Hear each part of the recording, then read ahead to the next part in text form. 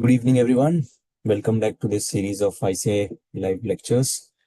So today we are meeting for revising and recapping the chapters of ratio analysis and capital structure.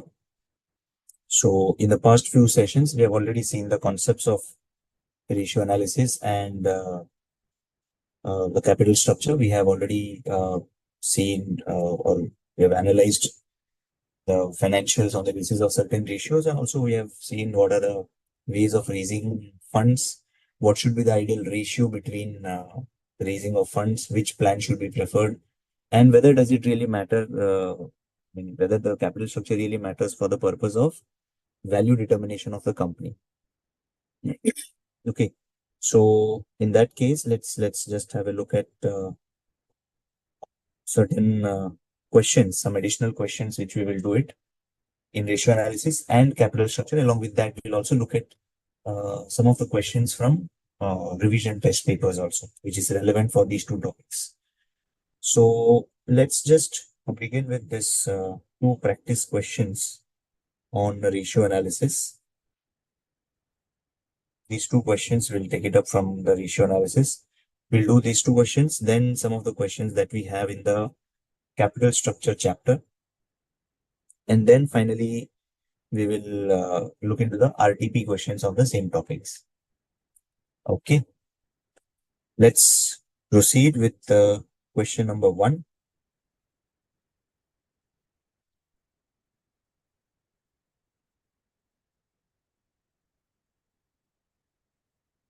Based on the following information, prepare balance sheet of Stellar Limited as at 31st December.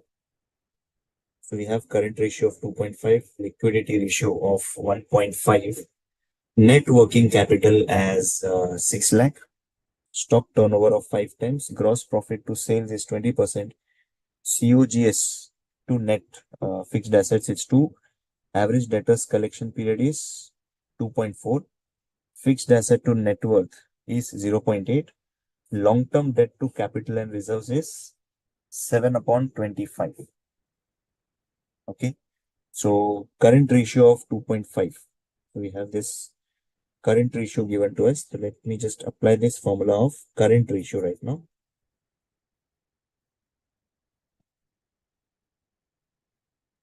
So current ratio is 2.5. This current ratio is calculated as current assets upon the, right guys? So accordingly, we get current assets is 2.5 times of current liability. Okay. Then the next information that we have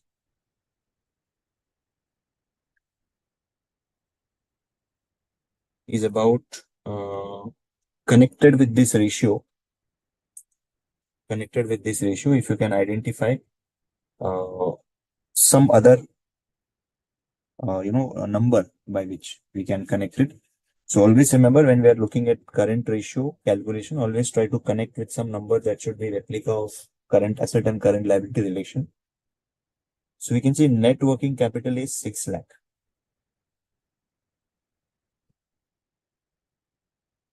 So net working capital is 6 lakh. So we know, since net working capital is 6 lakhs,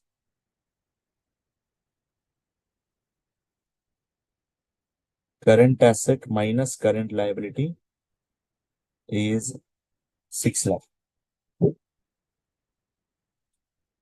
Now we can simply substitute this first question, the first equation, in the second one. So we can say, substituting from 1,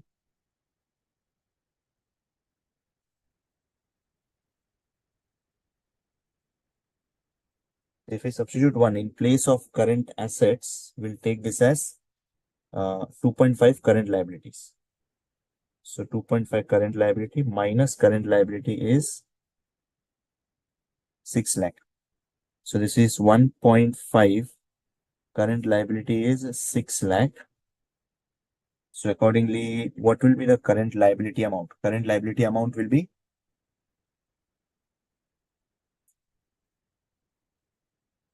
6 lakh divided by 1.5. Current liability is 4 lakh.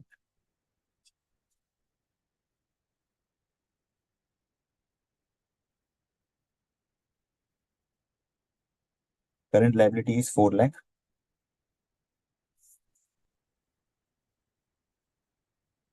Hmm.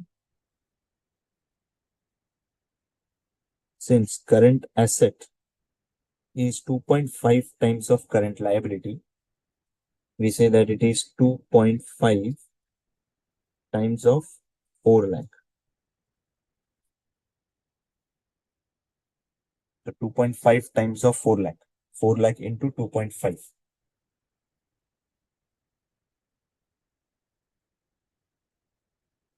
is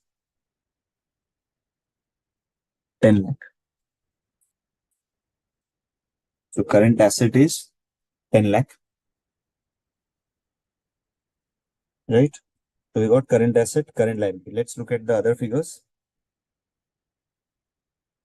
Stock turnover ratio, it's not of use, but yes, we have the liquidity ratio or the liquid ratio.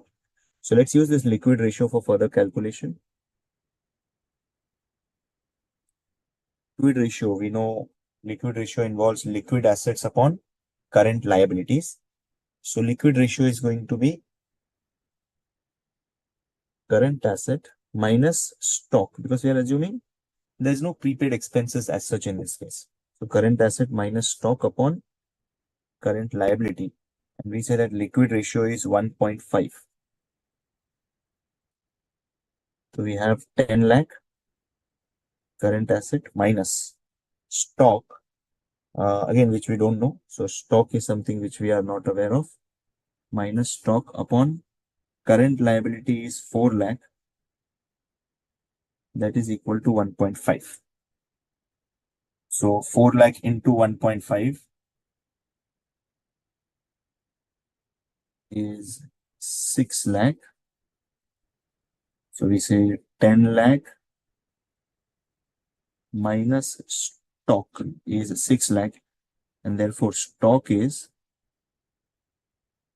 10 lakh minus 6 lakh, which is 4 lakh.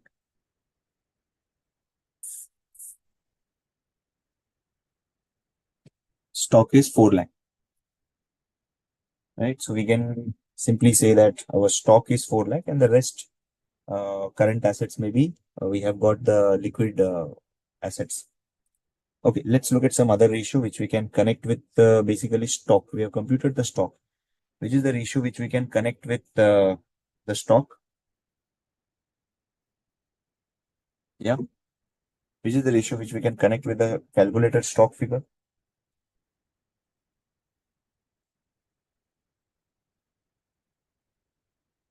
Yeah, tell me this. This is the ratio which we can connect with stock. Of course, the next ratio, which is the stock turnover ratio, right? So let us use the stock turnover ratio.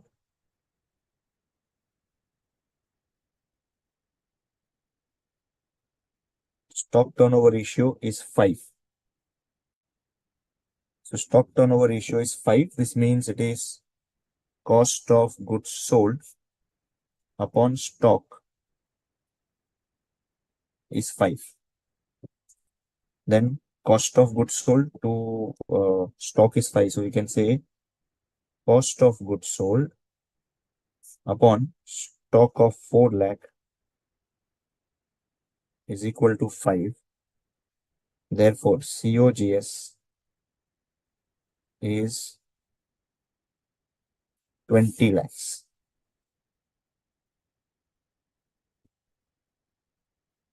COGS is 20 lakhs. Correct?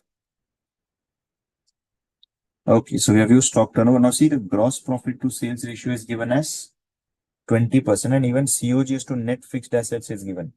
So we can use these two ratios to get the sales figure and also to get the net fixed assets figure. So gross profit to sales, got a ratio of gross profit upon sales is 20%. Right? Gross profit to sales is 20%. Now, of course, we know gross profit is that's based on COGS. Now, since your gross profit is 20%, we can simply say that gross profit is nothing but sales minus COGS upon sales is 0.2. Sales minus COGS upon sales is 0.2. So we have sales being the unknown number minus COGS of 20 lakhs upon 1 second, others.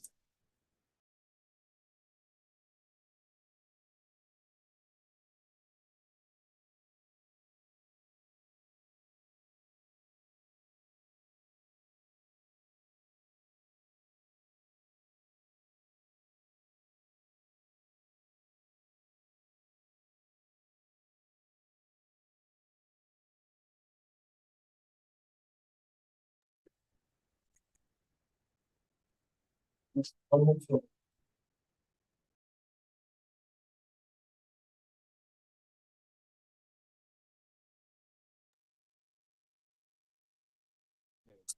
sales minus 20 lakh upon sales is 0.2.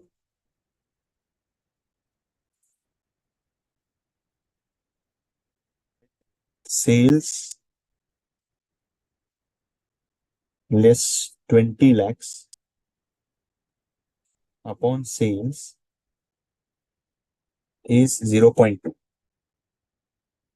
So we say sales minus 20 lakhs is equal to 0.2 sales. So we get 0.8 sales is 20 lakhs. So accordingly, what will be the sales figure? 20 lakh divided by 0.8 is 25 lakh, right? So we got the sales figure as 25 lakh. Then let's go for next ratio, which is COGS to net fixed assets. So COGS upon net fixed assets is 2. COGS upon net fixed assets is 2. So COGS is 20 lakhs upon net fixed assets, which is something which we are going to get from this ratio. The net fixed assets is 2.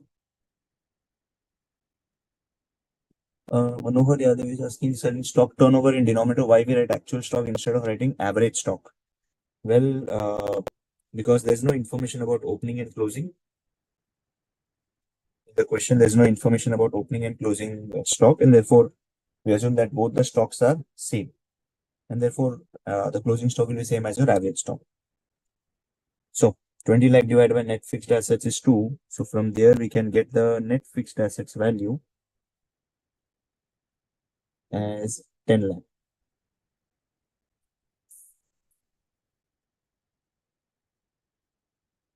Net fixed assets is 10 lakh.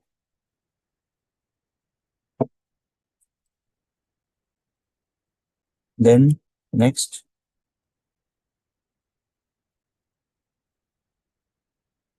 stock turnover is 5. Gross profit to sales is also used. COGS to net fixed asset used. Then we will be going for this one. Average debtors collection period is 2.4 months. So we have debtors collection period.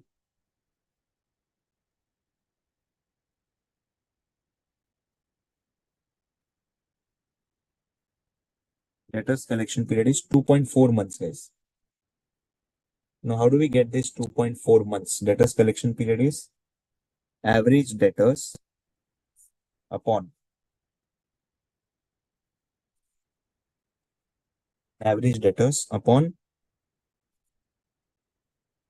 sales, basically credit sales, into 12. This is 2.4. But we have the sales figure right now. Sales figure is 25 lakh, right? So 25 lakh into 12 is 2.4. Therefore, we can say average debtors is 2.4 by 12 into 25 lakhs.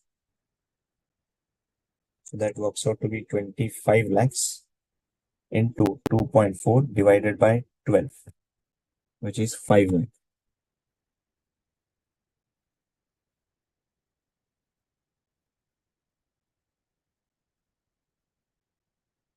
Average debtors is 5 lakh. Okay. Then average debtors collection period, we got 2.4, and from that we got the 5 lakh. Now fixed asset to net worth is 0.8. So let me use that ratio. Fixed asset to net worth.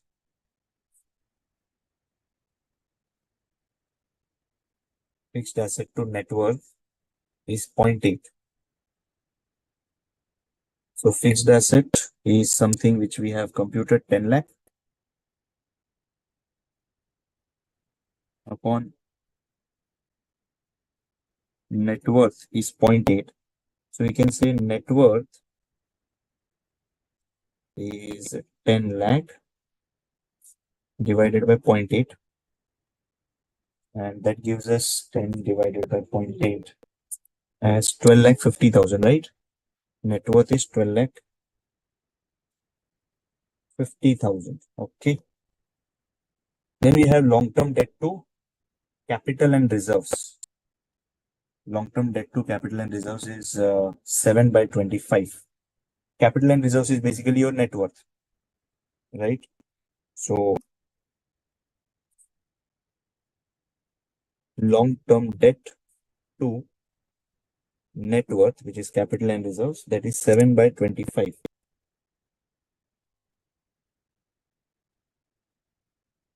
Long-term debt to net worth is 7 by 25. So long-term debt is something which we don't know, but we know the net worth as 12 lakh 50,000. This is 7 by 25. So long-term debt is 7 by 25 into 12 lakh 50,000.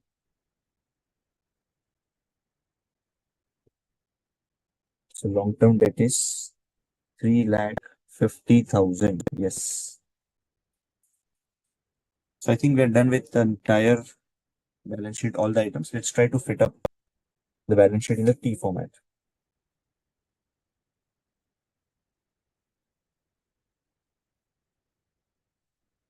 So preparing the balance sheet.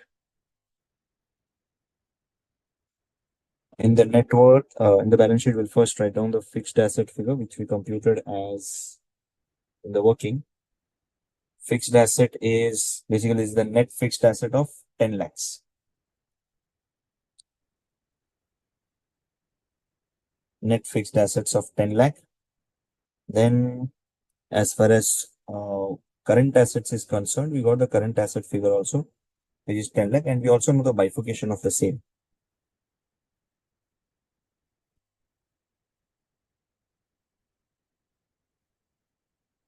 So current asset, we have got the inventory, we've got the debtors, and maybe the cash balance, cash and other current assets. So let's write down the inventory. We've got the stock figure, right? Inventory is 4 lakh, correct? It is 4 lakh. Debtors is 5 lakh.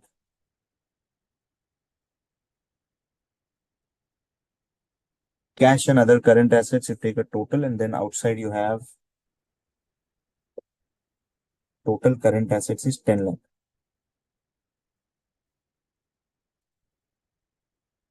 So basically cash and other current assets work out to be 1 lakh, right? In the exam, you can definitely prepare this T format of balance sheet also.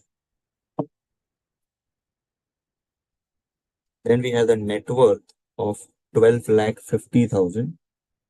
In the question, do we have any difference? I mean, the bifurcation of share capital and reserves, have they given us? No, doesn't seem to be. So therefore, net worth will be a wholesome figure of 12 lakh 50,000. Then post that, we've got a long-term debt.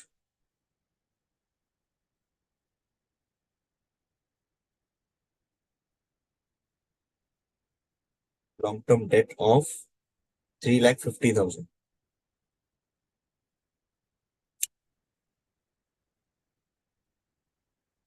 Long-term debt of 3 lakh 50,000.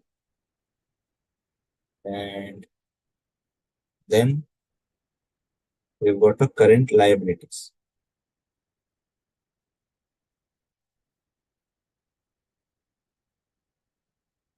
Current liabilities of,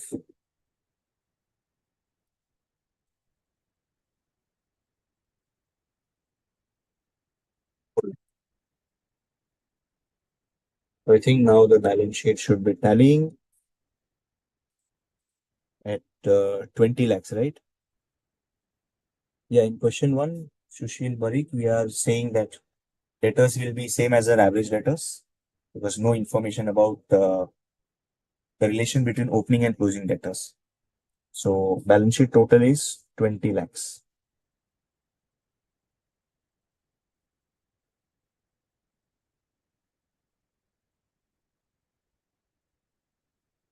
Okay.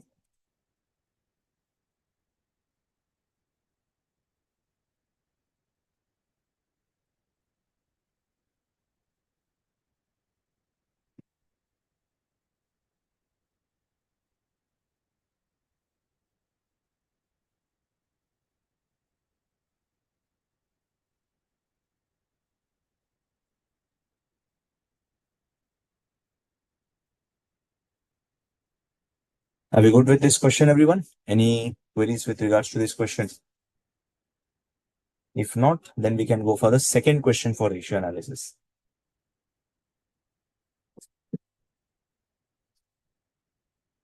Revise arbitrage process. Yes, Rahil, I will definitely do that when we are revising the capital structure part.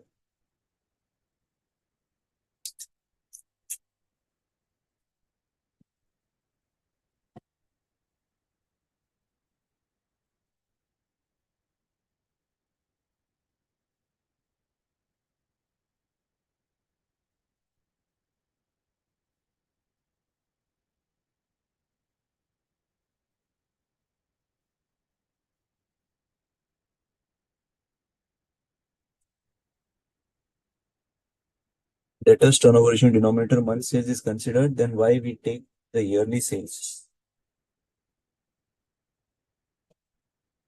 We consider the yearly sales because the collection period is 2.4 months for the entire year. Okay, so there's no issue. Then let's go for question number two. Question number two. If I just give you a minute's time, guys. Question number two. Go through the question and try to connect the dots as to where, how we are going to start the question and what is the procedure that we are going to follow. Go through the question. Just a minute's time to quickly go through the questions and try to think in your mind how we are going to connect the ratios.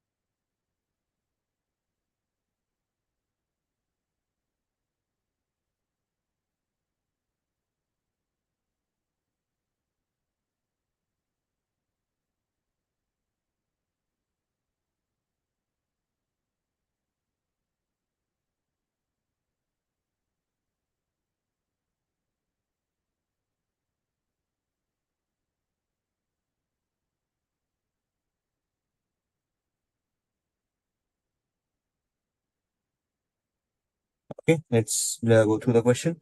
From the following information ratios, prepare a statement of profit and loss and balance sheet. Assume 1 year as 360 days. Okay, so they have clearly specified that it is going to be 360 days. Current asset to stock ratio is 3:2. Then we have current ratio is 3. Acid test ratio is 1. Acid test is same as the liquid ratio.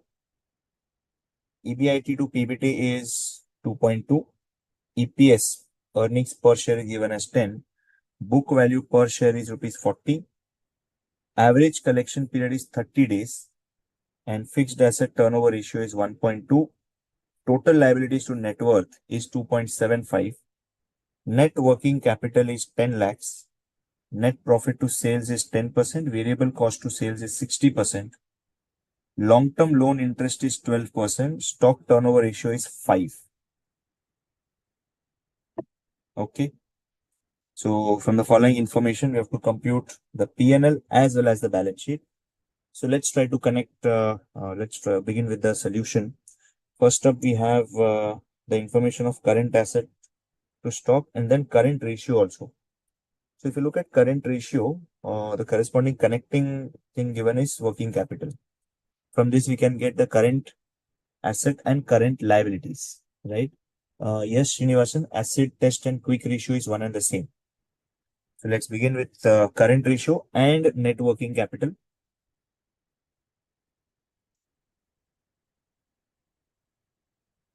So we say current ratio is given as 3. And then we have the net working capital is 10 lakhs.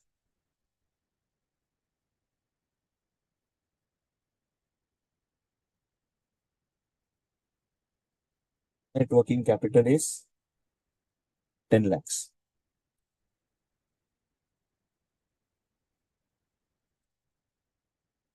Current ratio is simply computed as current asset upon current liability is 3.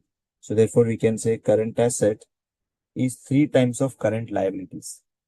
Net working capital is current asset minus current liability is 10 lakh. And then current asset, we can just substitute there and say current liability, 3 current liability minus current liability is 10 lakh. So 2 times of current liability is 10 lakh. And then current liability is 10 lakh divided by 2. So we get current liability as 5 lakh. Current liability is 5 lakh.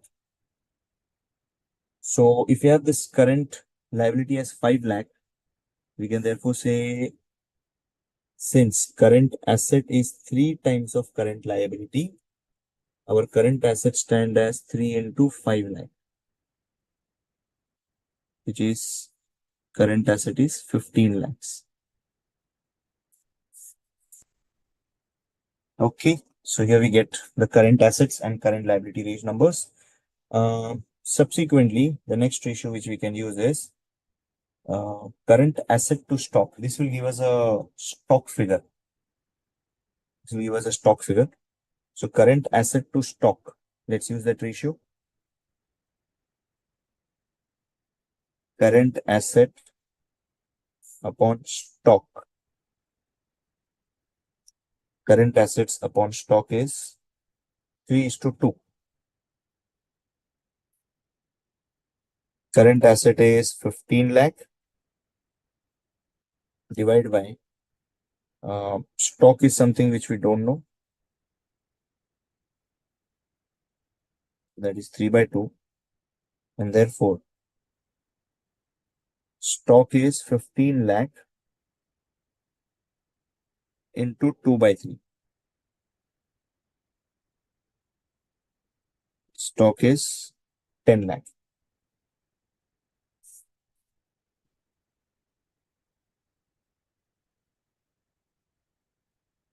Okay, so stock is 10 lakh.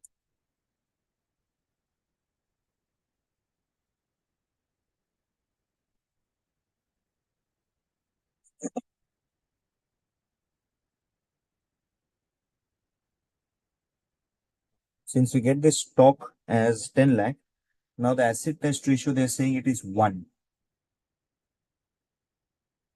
So we can just verify whether the acid test ratio is really 1. It should actually ideally tally. So we'll say acid test ratio is going to be current asset minus stock divided by current liability. So current asset was 15 lakhs minus stock of 10 lakhs upon current liability of 5 lakhs. So this is 1, which is tallying with the number given in the question, right? So this is just a confirmation part that we are on the right path. And then we have EBIT to PBT, okay, 2.2, nothing can be connected with that. EPS, nothing can be connected. Book value per share, nothing. Average collection period, again, can't be connected with anything because these are just numbers and days. We need something connecting with rupee and some ratio. So fixed asset turnover, again, we need the turnover. Total liabilities to net worth, not available. This is already used. Net profit to sales is given.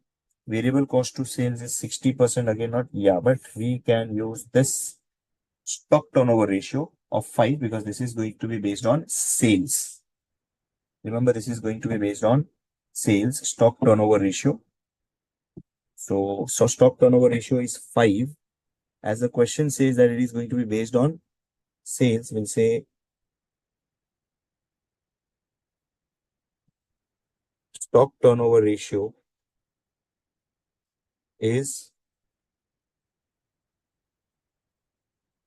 5.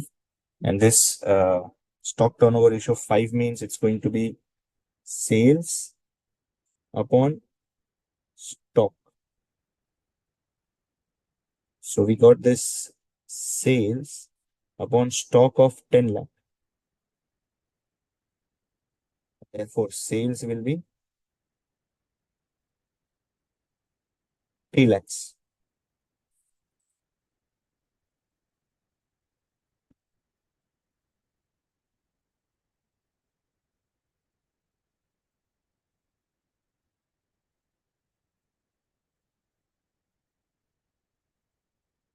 So sales is 50 lakhs. We got a stock turnover based on sales as 50 lakhs. Now we have got the net profit to sales figure, variable cost to sales figure. So from this, we can actually get the net profit and variable cost figures. So first up, let's use the ratio of variable cost to sales. Variable cost upon sales is given as 60%. So of course, variable cost, we are going to have it as 50 lakh multiplied by 60%, which is rupees 30 lakh.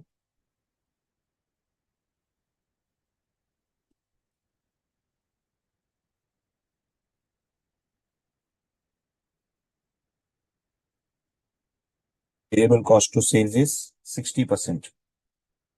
Okay, so variable cost is 30 lakhs. Then we have the net profit to sales is 10%.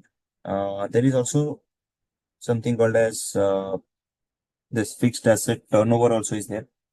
So from this, we are going to get the fixed asset numbers. As far as net profit is concerned, let's compute that. Net profit to sales is 10%.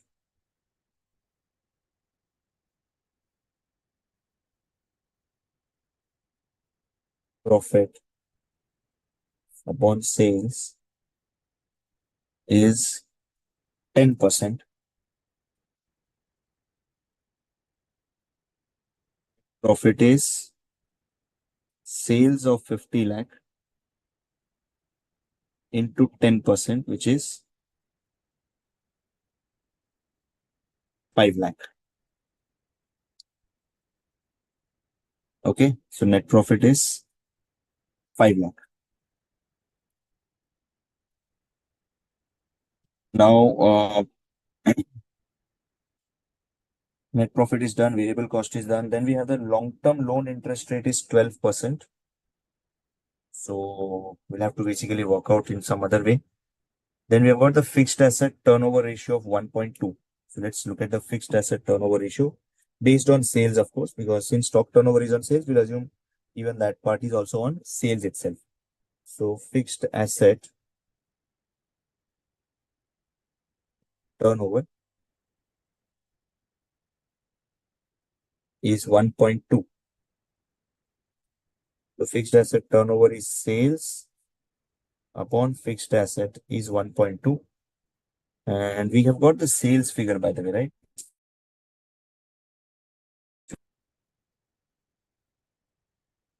On fixed asset is 1.2.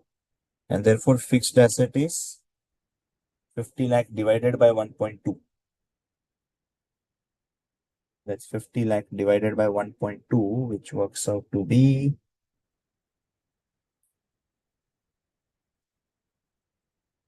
41 lakh 66,667. Because ideally, if we would have given some gross profit or COGS, we might have considered, but there's no COGS as such available in, no information is rather there in the question. So we got a fixed assets of 41 lakh 66,667. Any other ratio left out? Yeah. Average collection period is there.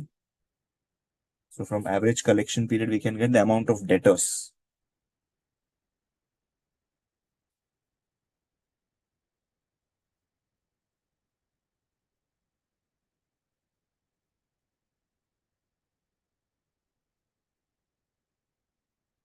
Average collection period is 30 days.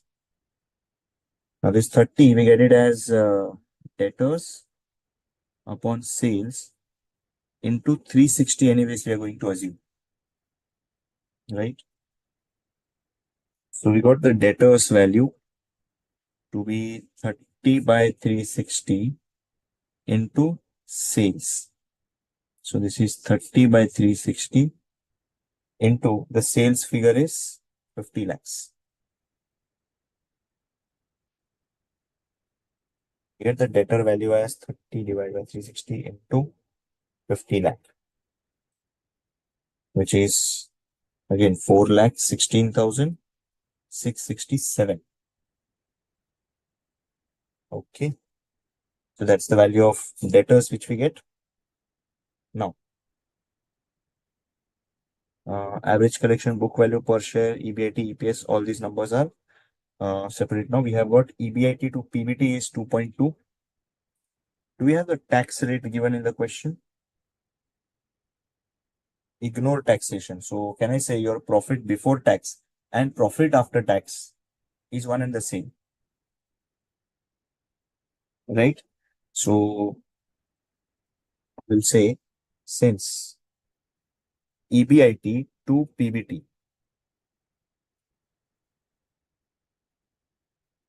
EBIT to PBT is 2.2. EBIT to PBT is 2.2. We can say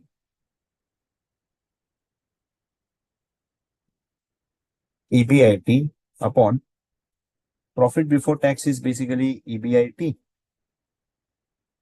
minus interest, right? Or since we have the no tax regime, we can say PBT is equal to profit after tax itself as no tax.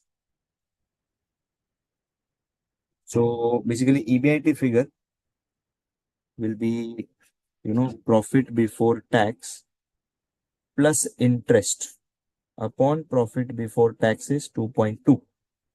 So we have this profit before tax is same as profit after tax. So we'll say profit after tax plus interest upon profit after tax is 2.2. Therefore, profit after tax is net profit is anyways which we computed, right? Net profit is 5 lakh. So 5 lakh plus interest is equal to 2.2 times of 5 lakh, which is 11 lakh, and interest will be If we just adjust it, 11 lakh minus 5 lakh, which is 6 lakh. Interest is 6 lakh. Which is basically PBIT will be 11 lakh divided by 0.2. So we got an interest of 6 lakh. EBIT upon PBT is PBT plus interest upon PBT is 2.2 and interest is 6 lakh.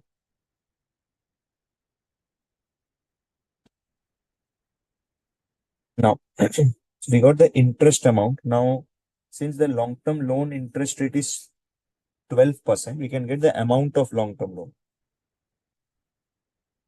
Since interest will be debt multiplied by 12%. Therefore, interest is 6 lakh is equal to debt multiplied by 12%. Therefore, debt will be 6 lakh divided by 12%. Okay. So 6 lakh divided by 12%, which is, 50 lakh is the amount of debt.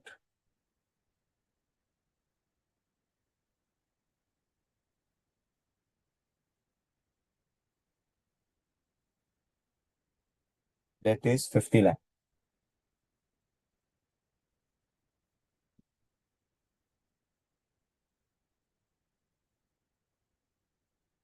Okay. So debt amounts to 50 lakh.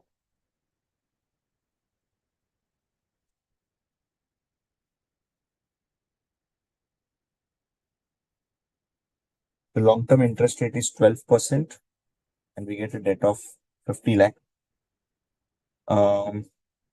Then, which is any other ratio, total liabilities to net worth is there, average collections, the book value per share is given. Now, EPS is given as 10. So since EPS is 10, we can get the number of equity shares.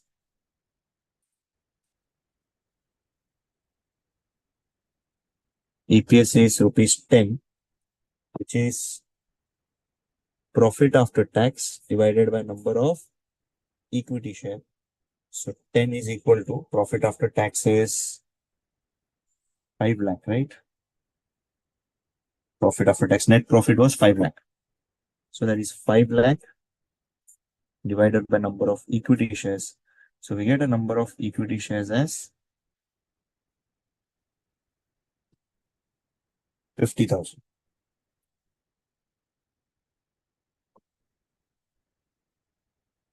The number of equity shares is 50,000.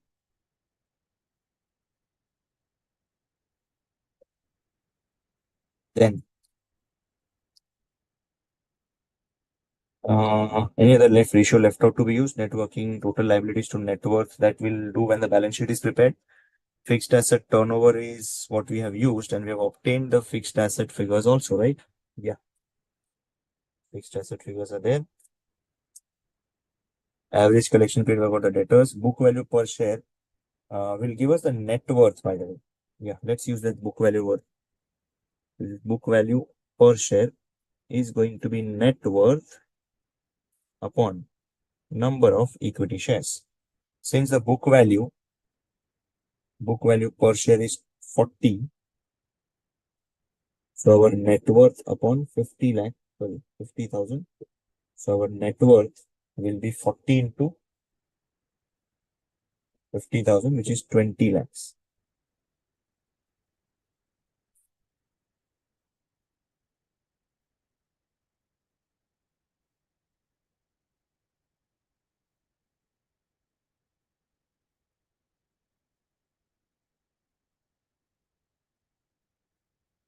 The net worth is 20 lakhs.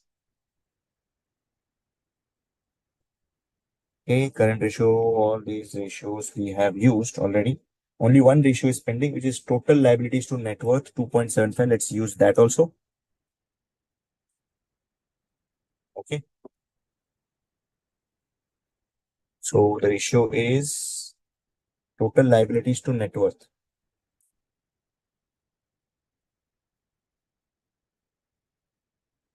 Total liabilities to net worth. The ratio is given as 2.75. Seconds.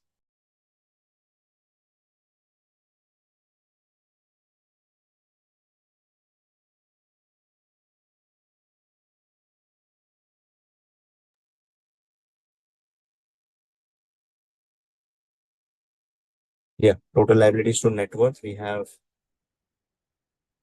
total liabilities upon net worth of 20 lakh. That's equal to 2.75. So therefore, our total liabilities figure will be 20 lakhs into 2.75. So 20 into 2.75, which is total liability should come up to 55 lakh. Okay, so I think we have used all the ratios as far as is concerned. Yeah, so let's just one thing. Let's prepare the P&L and then the balance sheet. Okay.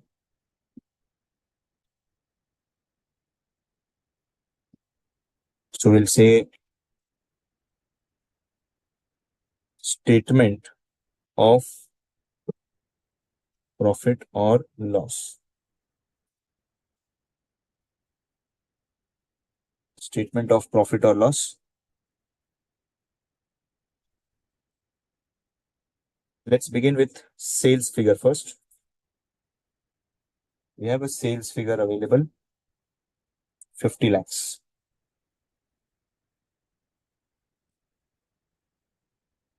Yes. Variable cost. Variable cost is 30 lakhs.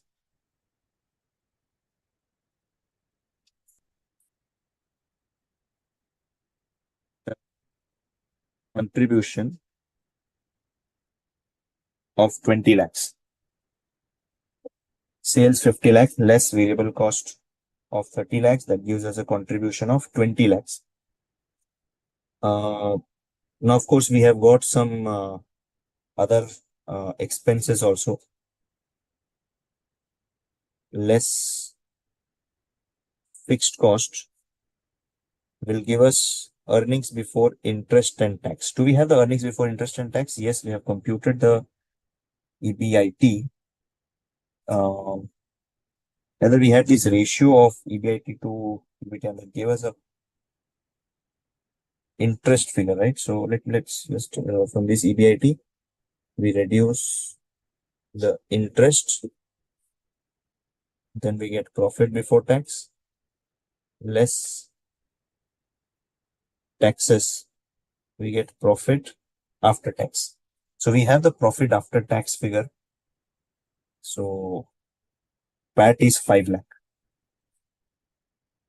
Now, since taxes are nil, we can say profit before tax is also same 5 lakh. We got the interest figure, right? Interest is 6 lakh. So as the interest is 6 lakh, we can say EBIT stands as 11 lakh, right? And then the fixed cost is supposed to be the balancing figure of 9 lakh. Okay, so that's your statement of PL. Are we good with the statement of PL? Are there any queries with regards to statement of PL?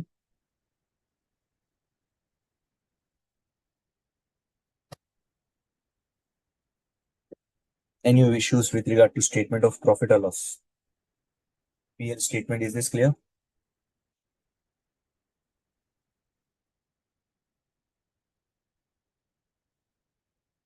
So Ruturaj is asking, sorry to ask you this question late, but in question one, we have calculated net fixed assets. Net fixed assets is after the the depreciation impact. So anyways, we put in our balance sheet for after depreciation in fixed asset value. So that's the same.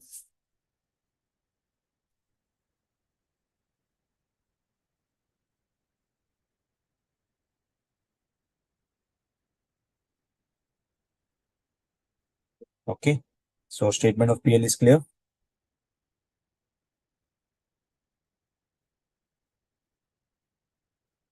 Now let's go for statement of balance sheet. Not statement of balance sheet. It is just the balance sheet.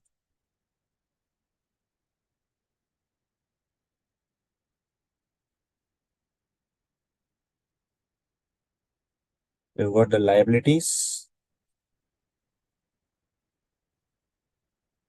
the assets.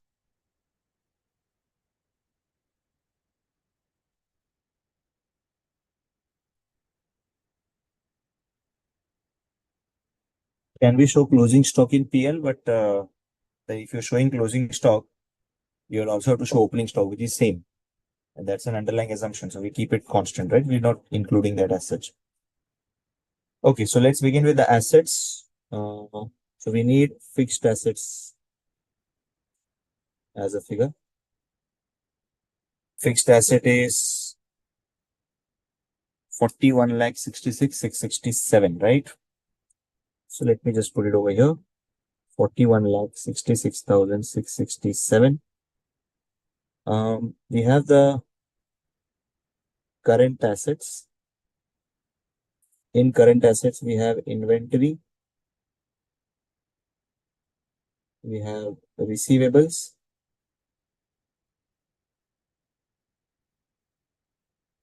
current assets, so we have inventory, we have receivables, then maybe cash and other current assets. So what is the amount of inventory that we have got? Did we get the value of inventory? I think yes. So let's take the inventory as 10 lakh.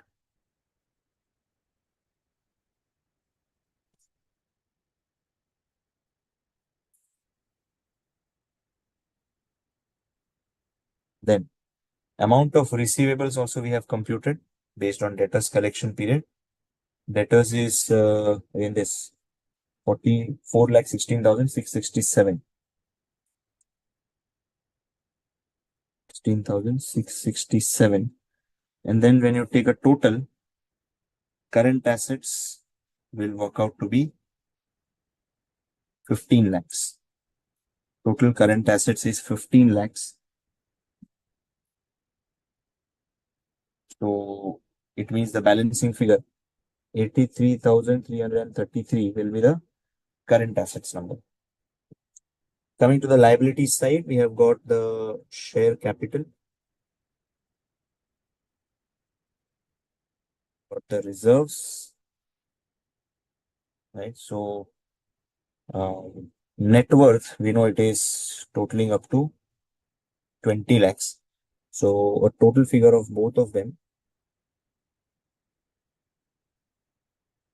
is 20 lakh, share capital and reserves.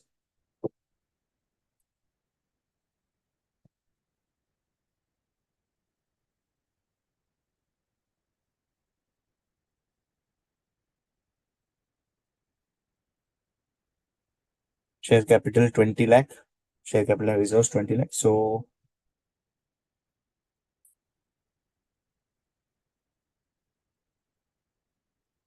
have the share capital reserves. Yeah, number of equity shares we have. We have the face value of number of shares, face value of each of the share. It's not given. Yeah, if we take 50,000 as a number of equity shares, let us say face value 10 rupees. So that will be 5 lakh and reserves will be 15 lakh. Okay.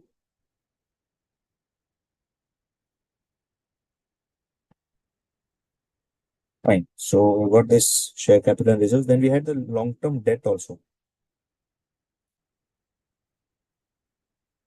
That amount we have computed it to be 50 lakhs. Then we have the current liabilities.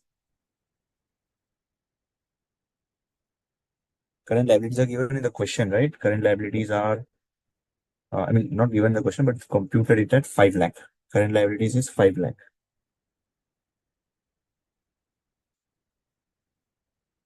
Okay. And then total liabilities, they're saying it should be 55 lakh, which is true.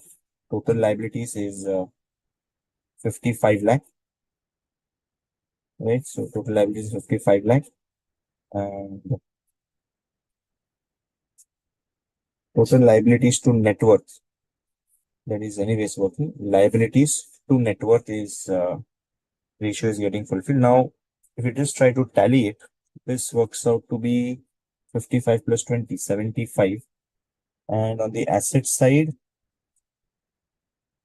you have 41 lakh 66 667 plus 15 lakh. So there's this 56 lakh 66 667.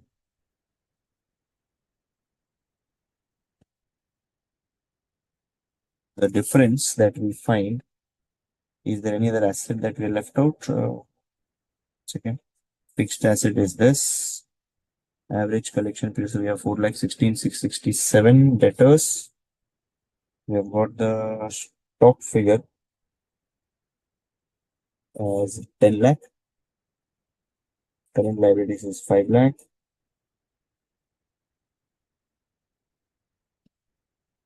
Current assets works out to be 15 lakh. Now there is still a difference between the two. One second, let me just check whether the debt amount is correct. Interest is debt into 12%. So interest was 6 lakh. Yeah, this seems to be correct, 6 lakh. So only the fixed assets is not getting tallied. Fixed asset is sales on fixed asset is 1.2, correct? Yeah. So of course the balance thing that we have is other assets. You can just put it as a other assets figure because that is where it gets tallied. Now other assets will be minus 75 lakh. 18 lakh 33, 333. Yeah.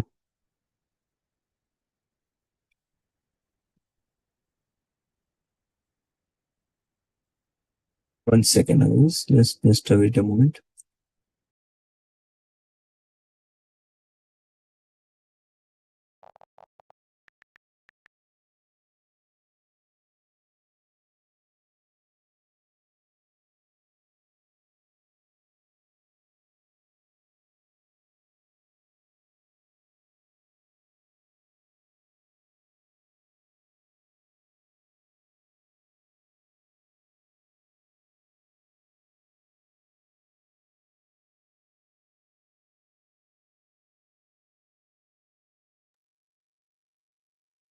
Screen share it once again. Just went off. 8-1.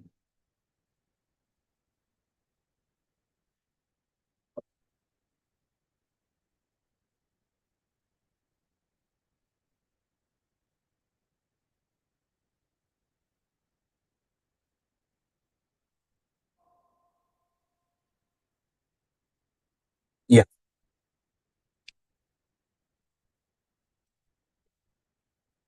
So here, since there was a difference in the balance sheet, asset and liability figures, the total asset and liability figures, we said this to be other assets. Basically, it cannot be a current asset. This will be obviously other non-current assets. Solution is correct. This is the way question has been drafted. It's absolutely correct. So whenever you see any difference, you can say other uh, non-current assets. If there's a difference on the liability side, you can say some other non-current liabilities. Okay. So whenever you find any such difference, you can just put it in other non-current items. Are we clear till now? We can definitely then go for, shall we go for the RTP question of this ratio analysis chapter? Then we'll take a break and then after that we'll go for the capital structure questions. Okay.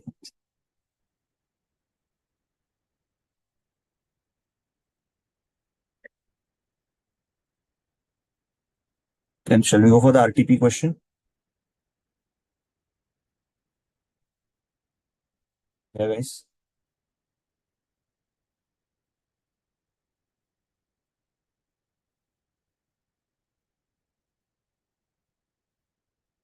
Yes.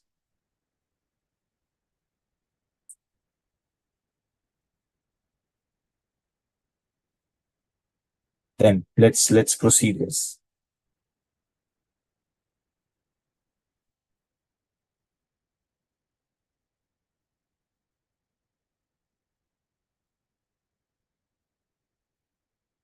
Okay, so in RTP, we have one question given over here. See, from the following information and ratios,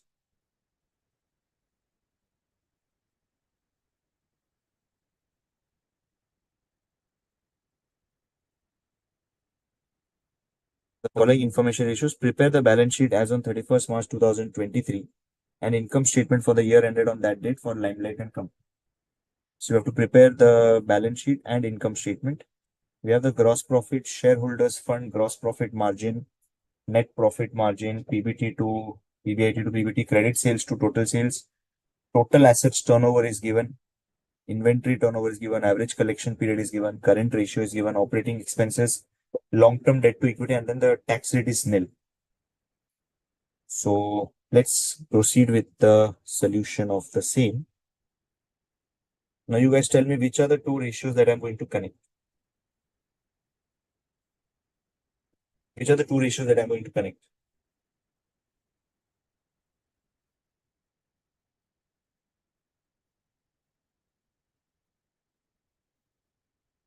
Which are the two numbers that I'm going to connect? Of course, the gross profit and the gross profit margin. That will give us the sales figure, right? And from that, we'll get the net profit. So let's go for gross profit.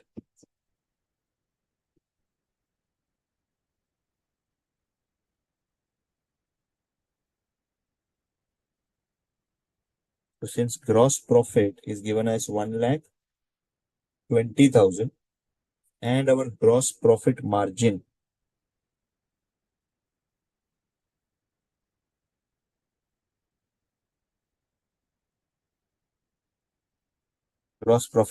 is 40%. Gross profit margin is 40%. So this 40 upon sales. So that's 0.4 is equal to 1,20,000 divided by sales.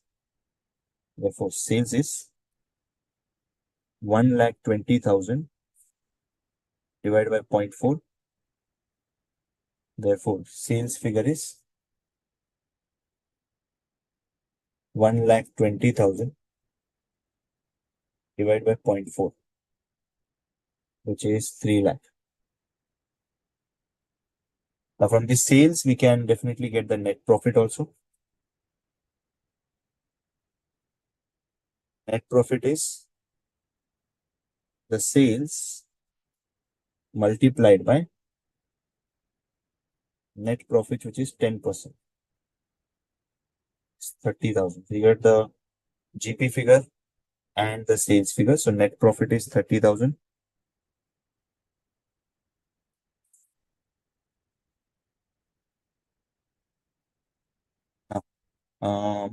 Since the tax rate is 0, we can simply say that profit after tax is same as profit before tax, which is 30,000. And now the ratio is PBIT to PBT is 2:1. Therefore, PBIT upon PBT will be PBIT upon 30,000 is 2:1. So we can get the profit before interest and tax as 60,000.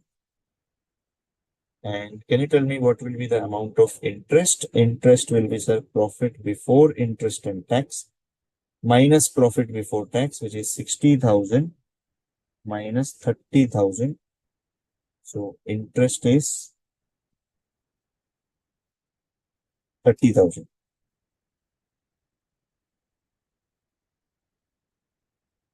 Okay. Interest is 30,000. Then gross credit sales to total sales is 80%.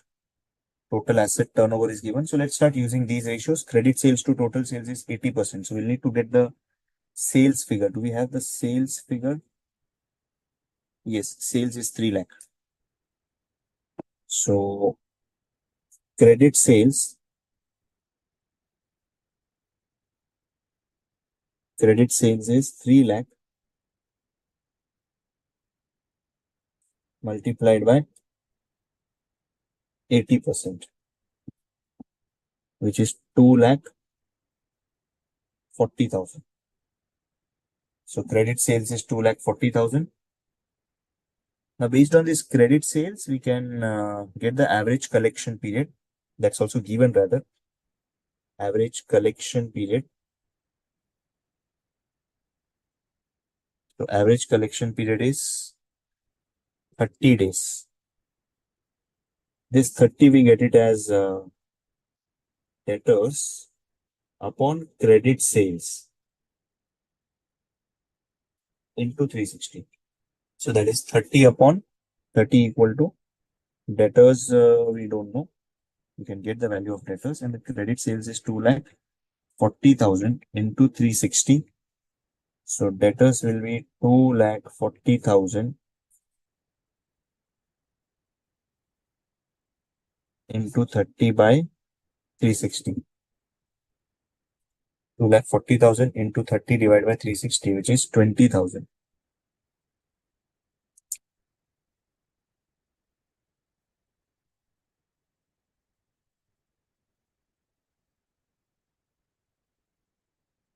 Debtors amount is 20,000. Okay. Then let's use the total assets turnover.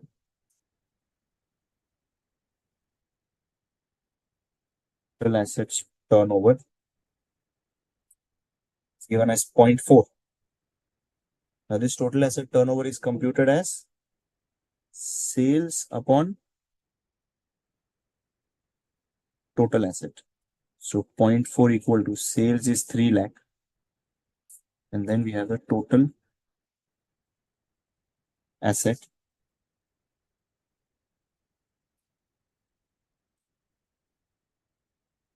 Total asset will be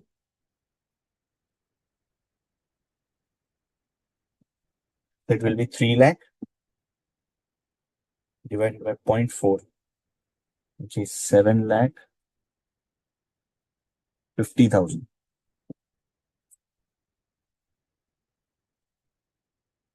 Total asset turnover is 0.4. So total asset is 7 lakh 50,000. We have got the inventory turnover using sales as turnover. Now this is specified over here. If this wouldn't have been specified, we would have used COGS. So inventory turnover is 5 times. Inventory turnover is given as 5 times, and this 5 is sales upon inventory. So 5 equal to sales figure is 3 lakh.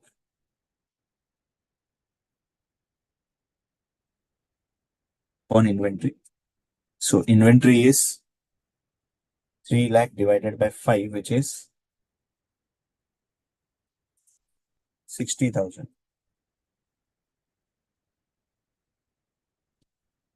Okay, so inventory is done, average collection is done. Now we have to use the current ratio.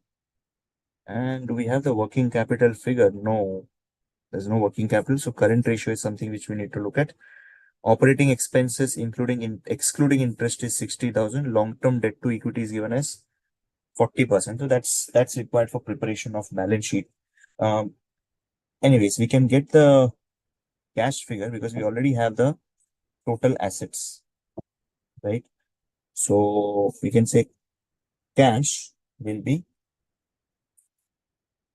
total assets minus fixed asset minus debtors minus inventory. So total assets is 7,50,000 minus fixed asset is something which you have computed, right? Or haven't we? No? Okay. Um,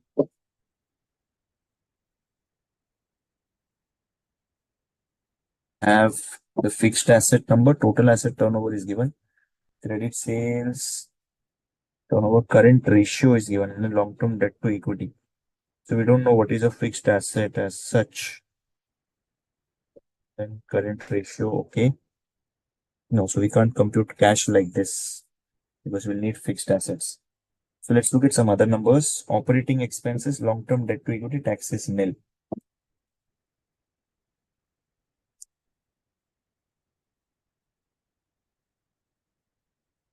Ashok Haryal. How we know it is other assets? Because Ashok, there was a balancing in the asset, right? Asset was having lesser value. So in that question, we added it up as a asset. Okay, so because asset side was undervalued, under size, so we added the value to it. Okay, so now how do we go about the remaining part? We have got the inventory. Let's prepare the balance sheet. Whenever you're stuck like this, try to prepare a balance sheet and then try to see what we can really get out of it. So first, let's prepare the P&L to be precise. Statement of profit and loss.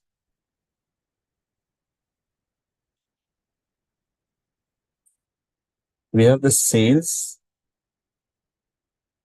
which is 3 lakh. And then we have the gross profit as 1 lakh 20.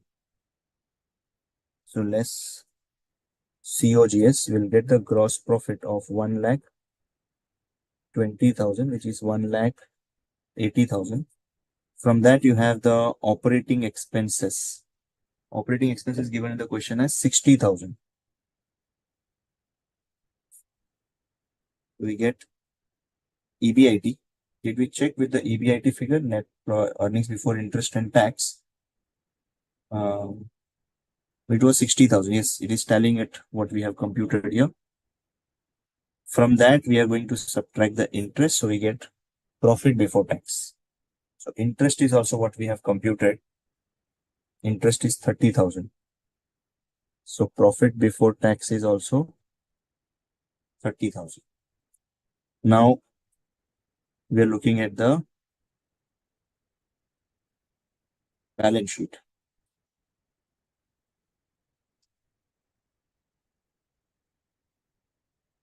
Now, in the balance sheet, uh, as far as we know the total assets figure. Total assets is, we've computed the total assets.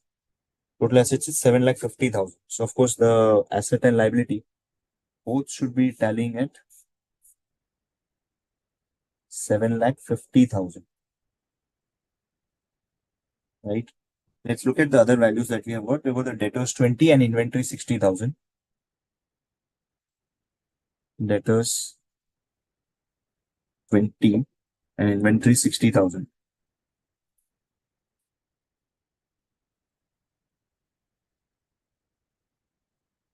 Plus 20, inventory 60,000.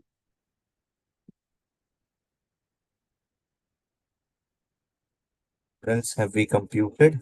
Inventory, total assets, debtors, credit sales. Yeah, done. Then let us see what we can really get out of it. Long-term debt to equity is 40% given. Current ratio is 2 given. So quite messy. We don't have any exact number as such. Then so we'll have to basically assume one of the values as X, right? Assume where, so whenever, as I say, it's a trick that you can use whenever you're stuck, like, what to calculate later. Just prepare the summary balance sheet and you'll get an idea as to what we need to really prepare for. Okay. Fine. So now in the liability side, uh, we have stated that they're saying that it is long-term debt and equity is there. So let us say we'll have the amount of equity, we'll have long-term debt, we'll also have current liability. Okay. So how do we go about this now? Because everything is linked. So only one way to solve it is, let's write down the cash item, because that is ultimate current asset it would be. Cash is X. So total current assets is 80,000 plus X, right? So current assets is 80,000 plus X. And then we have the fixed asset. Current liability, since they're saying current liability is, current ratio is 2. So current liability will be, as we have stated, let cash equal to rupees X. Therefore, current asset upon current liability is 2. And hence we say current asset is 80,000 plus X upon current liability is 2. So we can say current liability is 40,000 plus X by 2, right? So current liability will be 40,000 plus X by 2. Okay. So now this is what we have written it.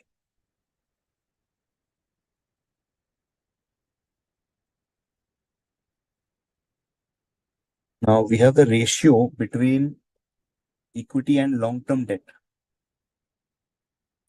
Long-term debt to equity is 40%. Okay. Or else we can actually,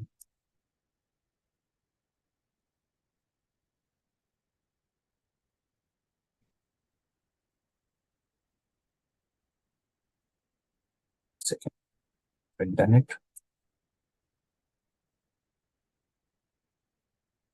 The solution.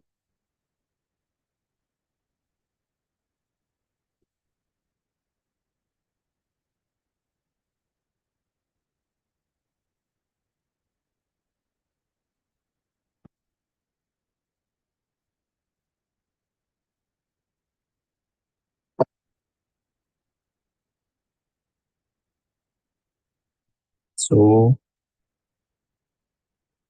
shareholders funds, they have provided shareholders funds. Second, let me see. Yeah, correct. We have the shareholders funds as 5 lakh. Perfect. So shareholders funds, if it is 5 lakh, we can see this comes out to be 5 lakh. Now, since shareholders funds is 5 lakh and we have the ratio between long-term debt to equity as 40%. So long-term debt to equity is 40%. This means long-term debt is going to be 40% of equity, which is 2 lakh. Okay. Now, of course, this current liability, you can say it is a balancing figure, which is 50,000. And since the current ratio is 2:1, so we need not take the cash as X actually, because we have the net worth or the shareholders equity given in the question. So that ultimately solves the puzzle. So we have the cash balance, including, the total current asset as 1 lakh. Cash is 20,000.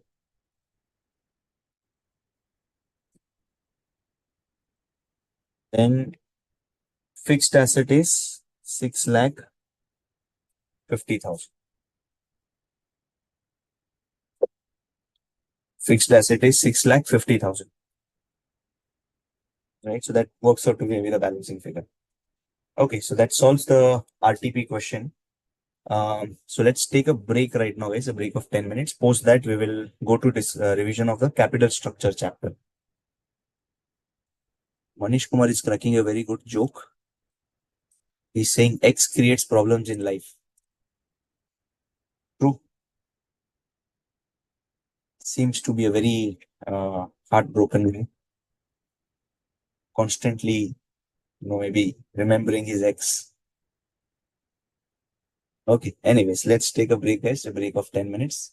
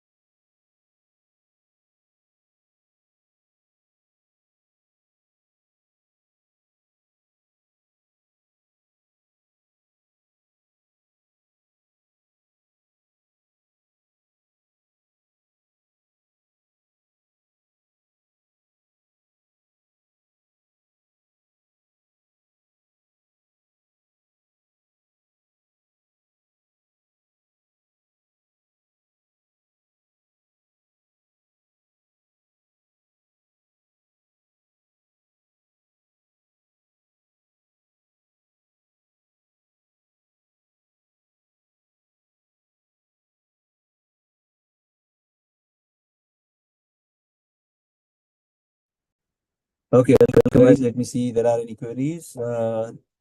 RTP question 20 cash is 20,000. Okay, Mansi is asking, I understood the working capital formula, but what does it tell about the financial position of the business? Still confused about when to use sales and when to use COGS. Unless and until the question specifies, you have to use the turnover ratios which I've done in ratio. Like for debtors, you will use sales. For stock, you will use COGS. For any other thing, you'll use sales itself. So, like apart from the inventory, rest all things can be done using sales, and also even the what do you say, the creditors that needs to be worked out on purchases. Okay. Now let's continue with the next part, which is yeah, questions on capital structure from the RTP first. We'll do it from the RTP first, and then we'll go for the questions which we are left in the handout which I've shared on the portal. So capital structure, yes, we have this question. Following data is available in respect of two companies having same business risk. Okay. Capital employed is 30 lakh, EBIT is 45,000, and K is 12.5%. Okay, so both the companies are having a capital employed of 3 lakh, EBIT of 45,000, KE of 12.5%. Company A is having, being a levered company, debt of 1 lakh 50, equity of 1 lakh 50. B is unlevered company, debt of nil, and equity is 3 lakh. An investor is holding 20% shares in the levered company. Calculate the increase in annual earnings of the investor if he switches his holding from levered to unlevered company. So it's a Modigliani arbitrage model. So let's first write down the things with starting with EBIT.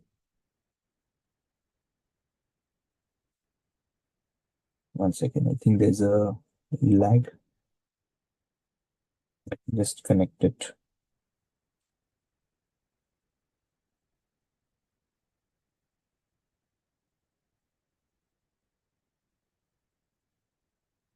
Yeah, this is connected again.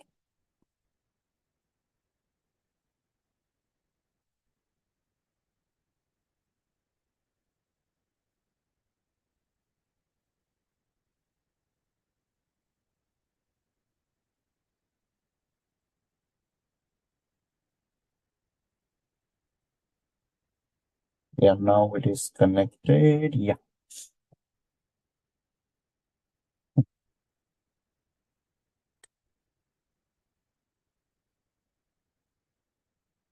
So with the capital structure, following data is available in respect of two companies. So let's write down the two companies, EBIT and their subsequent other calculation part.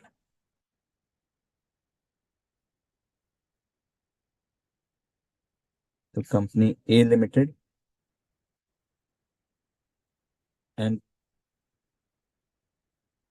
have a EBIT for both the companies. EBIT is 45,000.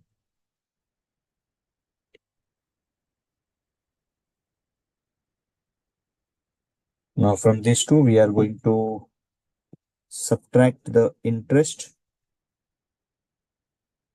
For A Limited, interest is 15,000 because they're having a debt of 1,50,000 on which interest at the rate of 10% is applicable.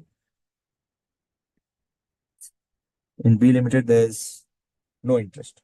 So we get a profit before tax of 30,000 and 45,000. Now, after PBT, we don't have any taxation as such. So this remains the PBT as well as the profit after tax. Um, we have got the value of debt. For A Limited, the value of debt is 1,50,000, and for B Limited, the value of debt is nil. For both the companies, For both the companies, we have the cost of equity given, which is 12.5%. So value of debt, we can say it is 1 lakh 50, and then value of equity will be packed upon K, right? So it is 30,000 divided by 12.5%,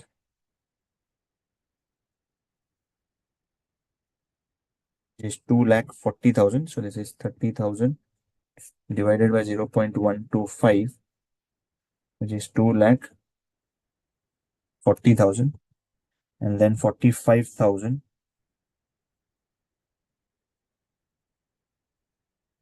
0.125 is 3 lakh 60,000. So we can say value of the firm is going to be 1 lakh 50 plus 2 lakh 40, which is 3 lakh 90,000, and here it is 3 lakh 60,000. So now, yes, this illustration is similar to illustration 7 of study material. So just recapping it, because at the start of our today's session, someone asked to revise this arbitrage process. So I'm just focusing on this part as of now. We'll definitely take up the other questions also. So value of firm 3 lakh 90 and 3 lakh 60,000. So we can say an investor over here is holding 20% shares in a levered company. So basically, an investor is invested in this company, A Limited, and he is going to shift to B Limited. An investor is holding 20% shares in levered company. Calculate the increase in annual earnings of the investor if he switches his holding from levered to unlevered company. So he is looking for shifting his investment from levered to unlevered. Okay. 20% shares in levered. So first thing, sale proceeds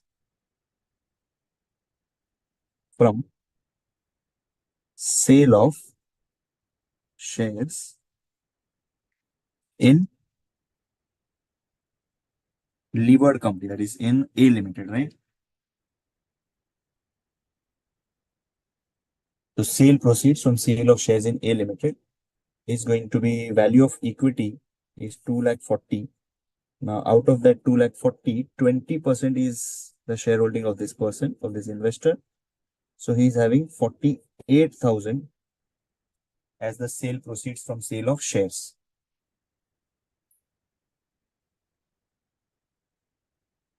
Okay. So sale proceeds from sale of shares is 48,000. Now, second step we do is, as we were invested in a company which was a levered company, this company had a debt on it which was amounting to 1 lakh 50,000. So basically, if you are a shareholder of a company with some value, you are actually indirectly responsible for the debt of the company. Because if the company doesn't honor the debt, it's your share capital which will be utilized by the company to repay the debt. The company is going to utilize your share capital to repay the debt. So, when you had investment in A Limited, you are also indirectly liable for the debt of the company. So due to that indirect liability, if you're switching your investment from A Limited to B Limited, you're switching actually from a levered to unlevered. So there the risk is not at par. I mean, the risk is different for B Limited. So from A Limited to B Limited, if you're shifting, risk is different. Risk is not remaining same. And for that reason, we'll say to match the risk of A Limited, we will borrow 10%, not we will borrow 20% of whatever the debt was. Because if I was a holder of 20% equity, I was also responsible for 20% debt of the company. Okay. So 20% of 1,50,000. So 20% of 1,50,000 is 30,000, right? And obviously at the same rate at which we were borrowing it, at the rate of 10%. So here we are trying to match the risk. We're simply matching the risk. The risk which we had, we're simply going to match the risk, wherein risk of borrowings by the company, which we were actually indirectly borrowing. So we are matching the risk in a sense that I'll be investing the money in B Limited, but also I will be having a loan of 30,000. Right. So in total funds available will be the 48,000 from my sale of equity shares. And also we are having 30,000 from the borrowings which we are going to take to match the risk. And this is equal to 78,000. So total funds available is 78,000. Then we are going to invest this money in the other company, which is an unlevered company, or the company B. Invest in B Limited. So total funds available is 78,000. And then invest in B Limited. What is our investment going to be in B Limited? We find that the total value is 3,68,000. Now against that 3,68,000, we are going to invest the 78,000 over here. So invest in B Limited will say rupees 78,000, which will give the investor percentage stake will be 78,000 invested for a total value of 3,60,000. So 78 divided by 360, which is 21.67% stake. So we are getting 21.67% stake. Now the fifth point will say, when I was invested earlier in A Limited, what was the share of profit? Share of profit when invested in A. So when we were invested in A, our share of profit was 30,000 into 20%, right? Which is 6,000. Now we are saying, what is share of profit when invested in B? What's the share of profit when invested in B? Because the profit of B is 45,000. And in that, you're having a stake of 21.67%. So 45,000 into 21.67%, which is 9,752. From that, obviously, we are going to pay the interest because we had borrowed, right? We have borrowed 30,000. So interest on 30,000 will be 30,000 into 10%, which works out to be 3,000. So total is 6,752. And what we observe is, when I was invested in company A, I was earning 6,000. When I shifted my investment in company B with the same level of risk, which the earlier company had in the form of debt, we have it as 6,752. So share of profit when we invested to B, it is 6,752. So is it beneficial to shift from company A to company B, guys? Is it beneficial to shift your investment from company A to company B? Tell me, guys.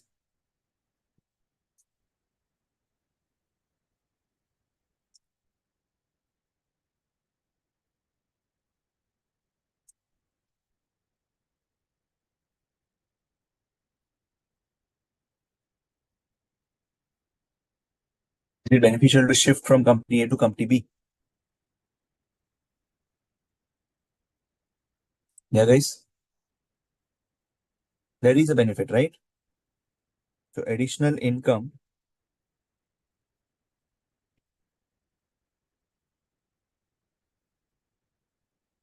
from B is 6752 minus 6000, which is 752. So you're earning a higher figure of 752, right? So there's an incremental profit, yes, because we are receiving higher return. So what will happen in a long run? People will start selling company A and they will continue buying company B, which will ensure that the value of company B shares start rising and value of shares of company A will start falling. So over a period of time, they will reach a no arbitrage zone wherein values of both the companies are going to be same. Is this fundamentally clear, guys?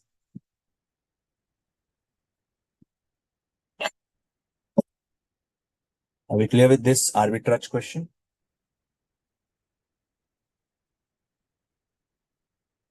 Yeah.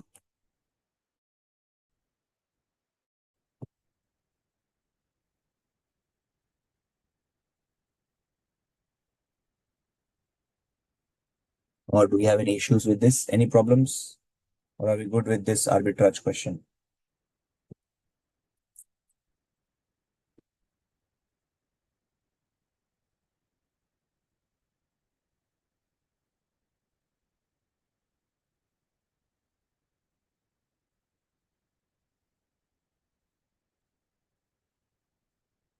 We good? Okay.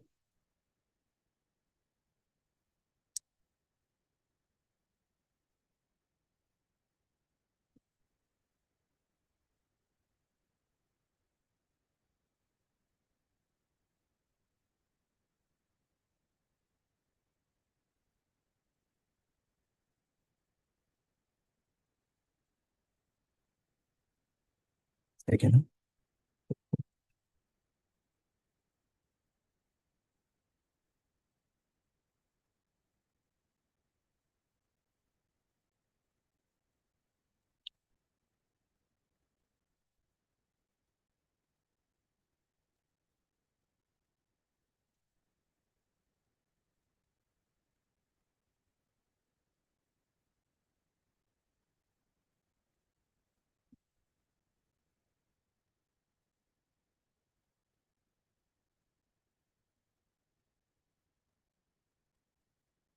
Okay, no problem. It's fine. Chalo, great.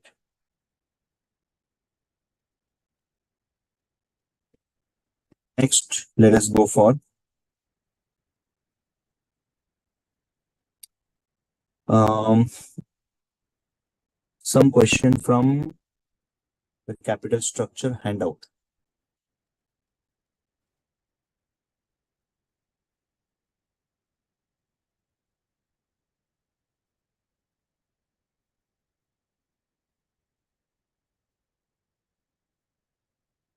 Let us try out the. There are certain financial leverage questions which we'll take it up later on in maybe tomorrow's class. There we have the. Uh, let me just take a.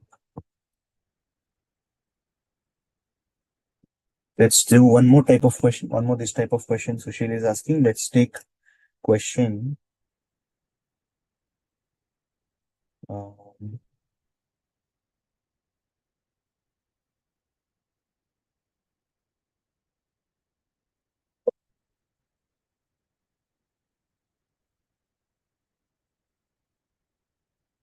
let's take up this question number 6, guys. I think we're done with this question. Yeah, question 6 was done, right? Let me see if there's one more question.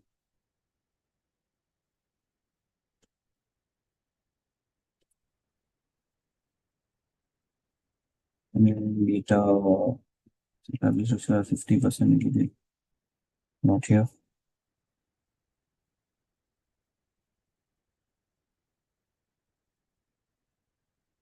Have we done this M and N?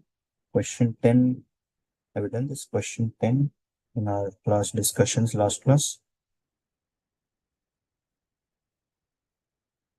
Question 10 is not done. Now let's take up this question number 10 right now.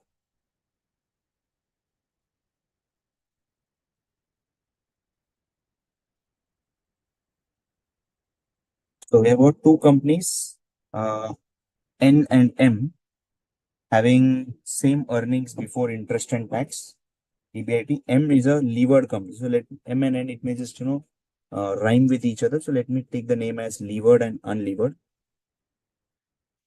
So we have levered company and an unlevered company.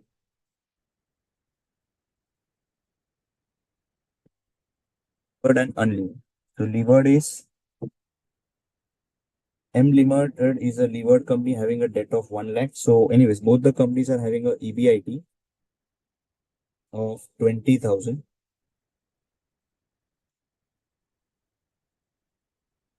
And from that, we need to reduce the interest, which is value of debt is 1 lakh anyways. So by subtracting interest, you get profit before tax. We have value of debt, value of equity, and the value of the firm. So value of debt is 1 lakh in case of a levered entity. In case of unlevered, obviously there's no value of debt. Value of equity will be something which we need to determine based on the cost of equity. So let's first get the PBT figures. Interest rate is 7%. So interest is 7,000. PBT is 13,000.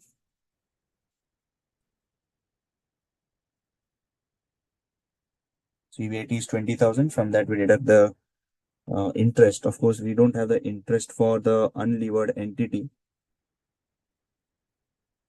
So that remains 20,000. Now, value of equity, we can get this as PBT upon K. Now, we have been given K in the question. Let me write down the K. K is cost of equity is 10%, and of M Limited it is 11.5%. So cost of equity over here it is 10. No, for N Limited, M is a levered entity, right? So for M it is 11.5%, and for the unlevered entity it is 10%. So we get the value of equity as PBT upon P. PBT is 13,000 upon K of 11.5%.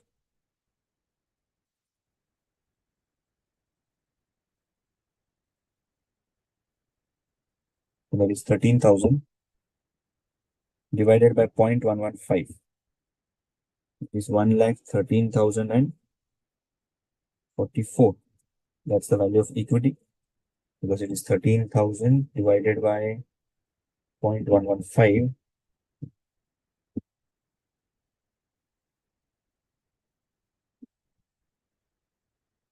is 1,13,044. So total value of the firm is 2,13,044.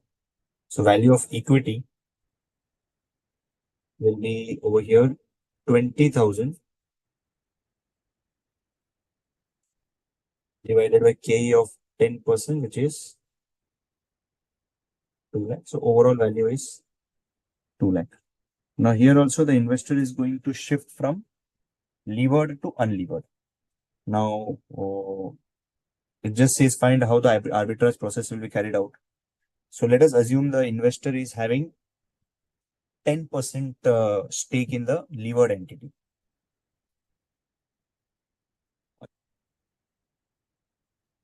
Investor has 10% stake in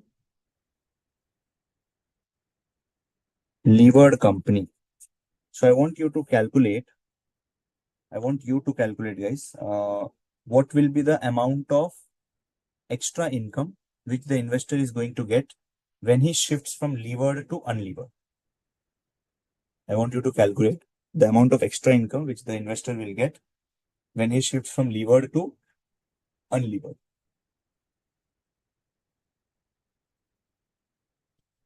Come on, guys, quickly.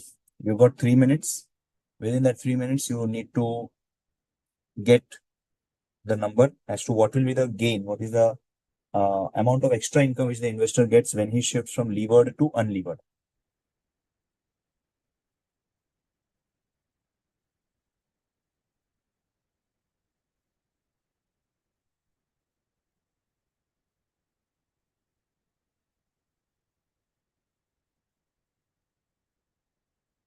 Yeah, guys, I'm waiting. I've got in total 3 minutes to give me the answer. Solve it and give me the total figure, total net income or the extra income which the investor is getting by shifting from levered to unlevered.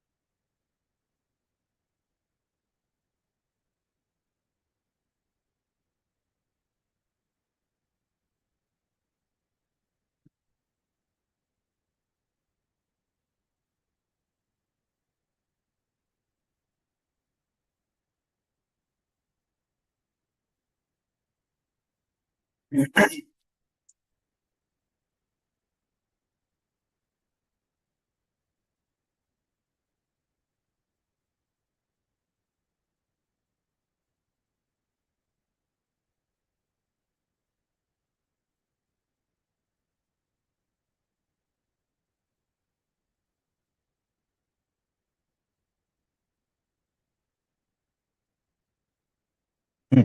So let me just start. The first thing that you do is, okay, I got the answer from Pooja. Additional income from levered is 470. Okay, let's quickly try to get the answer. So first check is we'll check the proceeds from sale of shares of levered company. So in that case, you'll get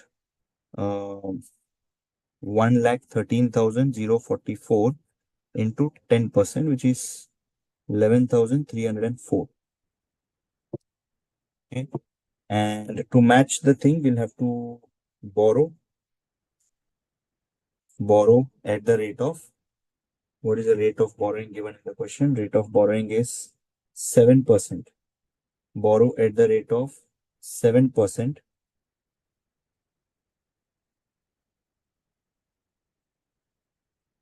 The rate of 7%.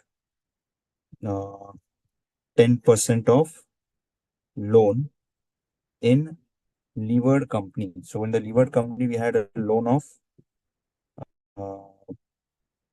1 lakh. So of that 1 lakh,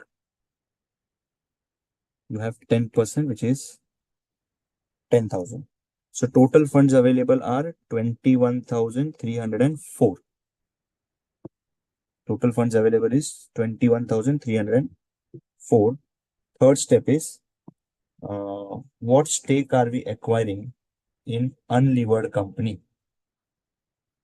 Stake in unlevered company. So in unlevered company, we are going to invest 21,304 out of total 2 lakh.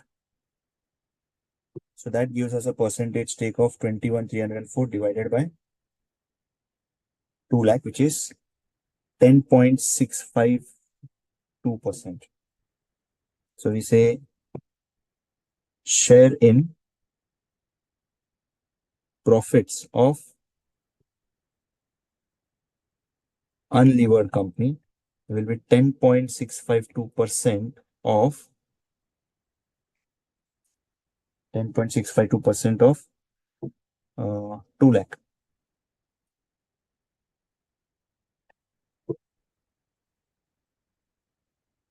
Is 21,304. No, so the profit was, my bad, 20,000, right? Yeah, profit was 20,000. So this is 20,000 into 10.652%, 2130.4. So share in profits of unlevered company is this. And then from this 2130, we have to pay the interest. Interest will be 10,000 multiplied by 7%, which is 700. So we get a profit of 1430.4. Now, what was the share in profit of levered company? So in case of levered company, we were having a share as 13,000, right? In that 13,000, we were claiming 10%. So that was like 1,300. So incremental income is 130.4. Incremental income is 130.4 when you shift from when you shift from levered to unlevered company. Did we get this? Are we getting this solution, guys? You may not get it, but have you understood this solution first up?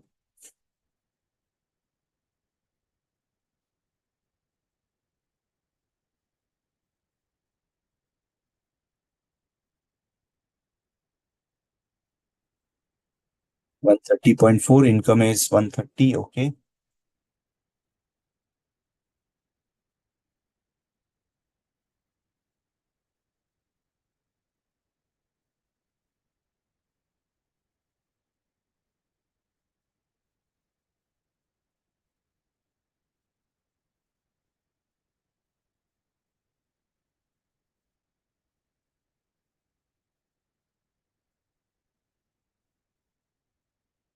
What is the logic or concept for taking debt from levered company? No, we are not taking debt from levered company.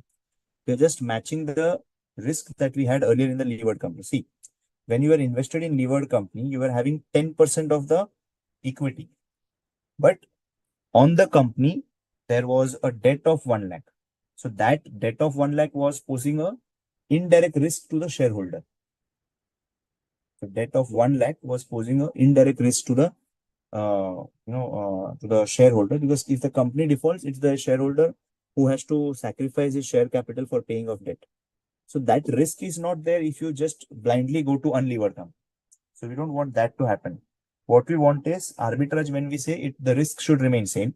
So since the risk was there indirectly in levered, let us take a direct risk in unlevered by borrowing. So that borrowing will actually cost us some rate of interest. Okay.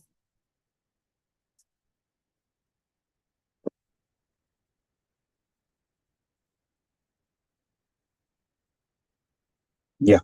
So this is the same type of question that you were asking for.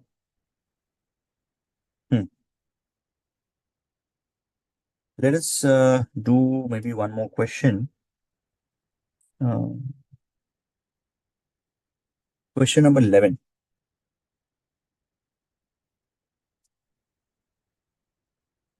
Let's do question 11. 1/3 of total market value of Sunk Money Limited consists of loan stock, which has a cost of 10%.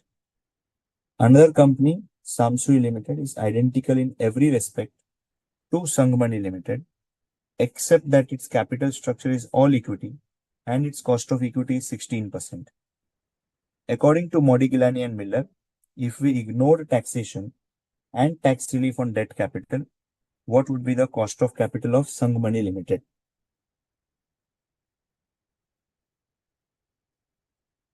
Okay. So 1/3 of total market value of Sanghmani consists of loan stock.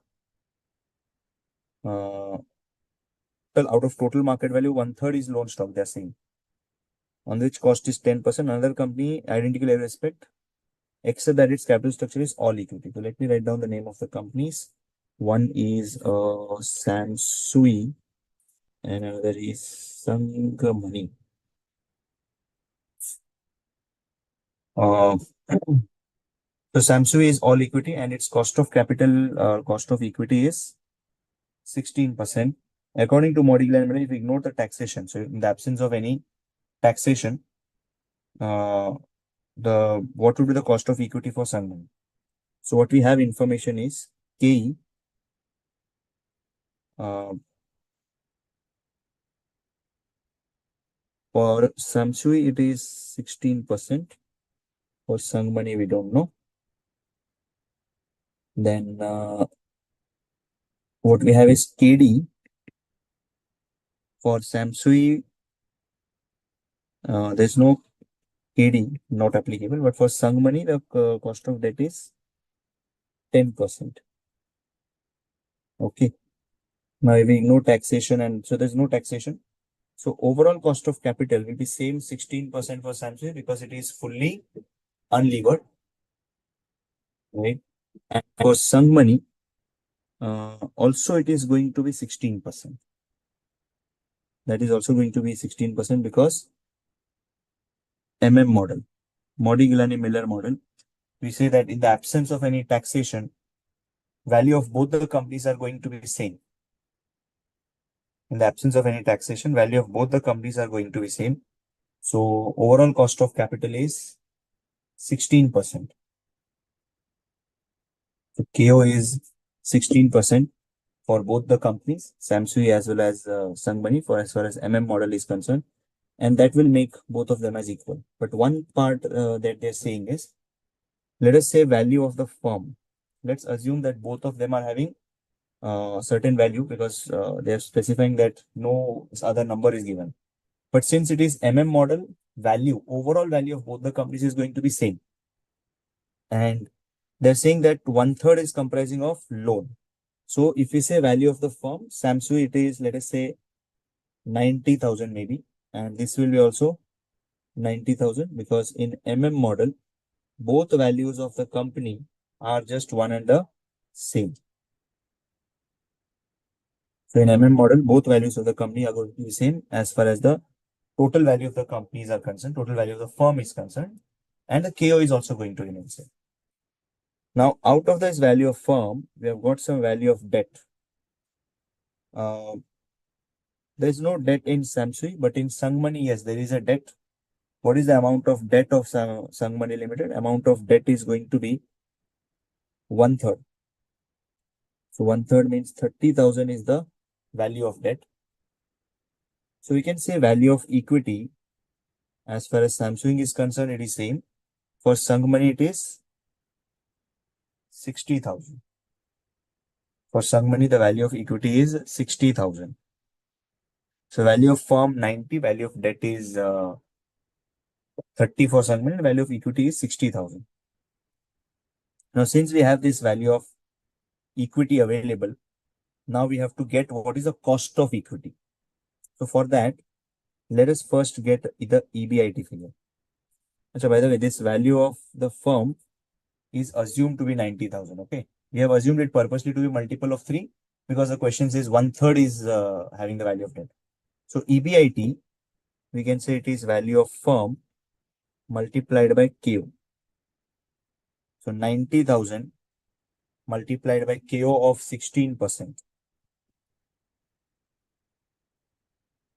which is 14,400 less We deduct the interest. There's no interest in the first company, but we do have interest in the second company, which is 10% cost of debt. So now that 10% is going to be 10% of 30,000, which is 3,000, right? So 10% of 30,000. From this, you get profit before tax of 14,400 and 11,400, right? So we get profit before tax. This itself is your profit after tax in the absence of any taxation. So now we say KE will be simply PAT upon value of equity, right? PAT upon value of equity. So it is 11,400 PAT upon value of equity is 60,000,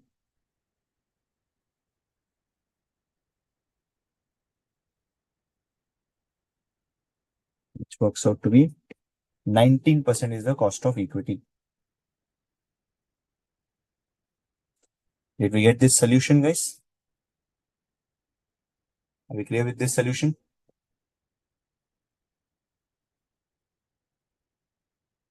Sahitya Shetty Rasi sir, is it necessary to assume 10% stake? Need not be. You can take 20 or 5 or 30%. Any stake you can say. 10% is easy for computation. Therefore, we have taken 10% in those questions.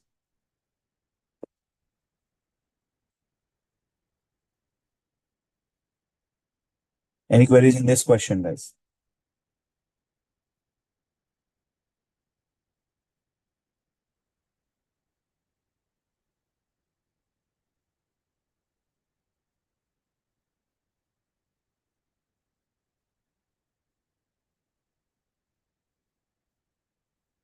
Manor asking what happened if the situation is vice versa from unlevered to levered.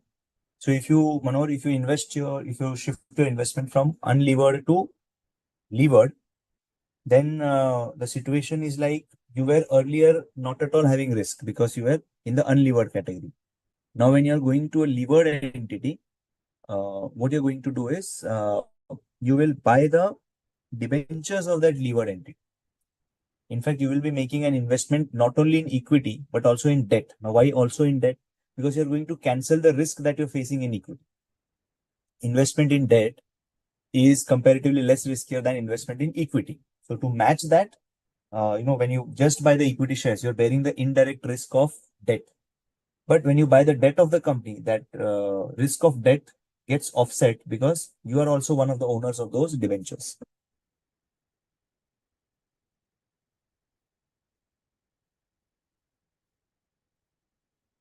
Is it clear?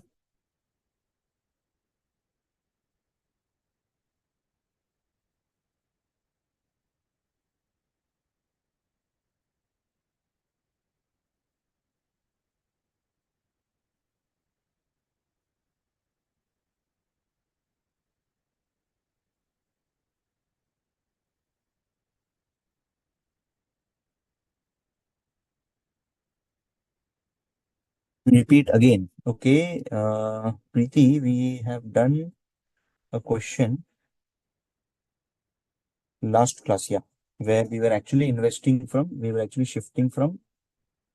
yeah, from unlevered to levered, right? So we said that we are going to first sell the shares of unlevered for a certain value. And when you're going to invest in levered firm, the levered firm has got some debt also in its capital. So if you just buy stake in the equity, you are exposing yourself to the risk of the company also. So to offset that risk, you buy the shares of that company. Because if company is not performing well, you can definitely get your money back by exercising the debentures power. Okay. So here the step is buy 10% stake in investing 10% in equity share, also buy 10% in debt of the company. Okay, so also buy 10% stake in debt of the other company so that the risk which you're facing by investing in only equity that gets offset by by way of investment in the debt or in the debenture. Okay.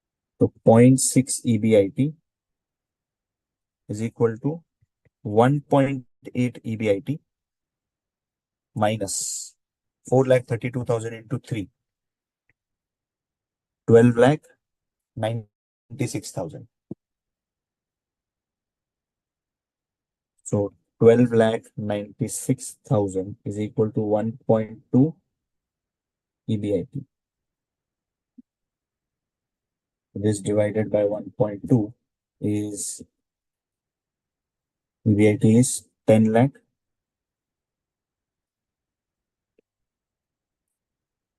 80,000. So this is your equilibrium. This is your indifference point between both the plans. What's the use of this indifference point? Well, indifference point is the point where EPS of both the plans is same. EPS of both plans is going to be equal.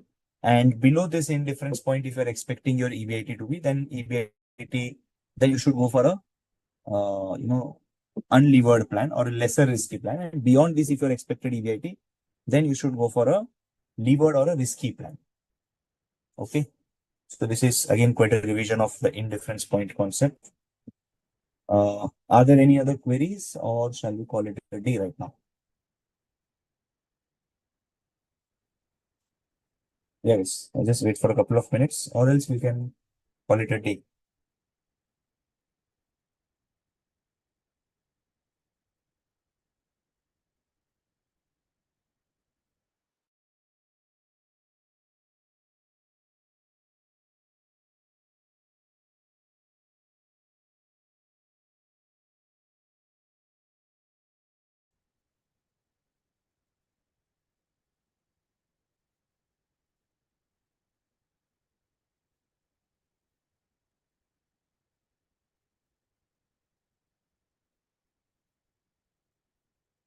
All good?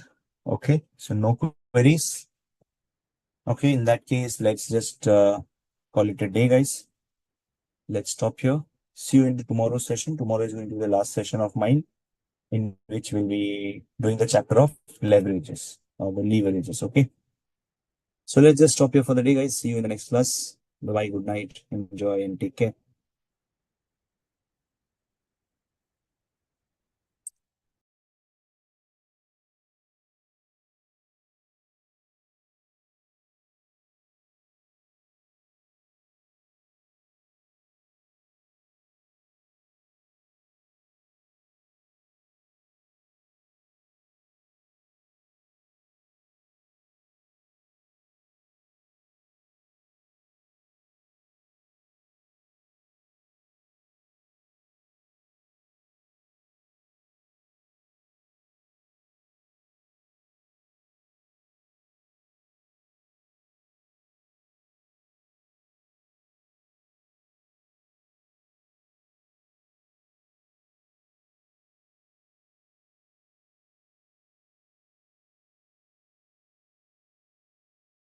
Yes, sir. Done.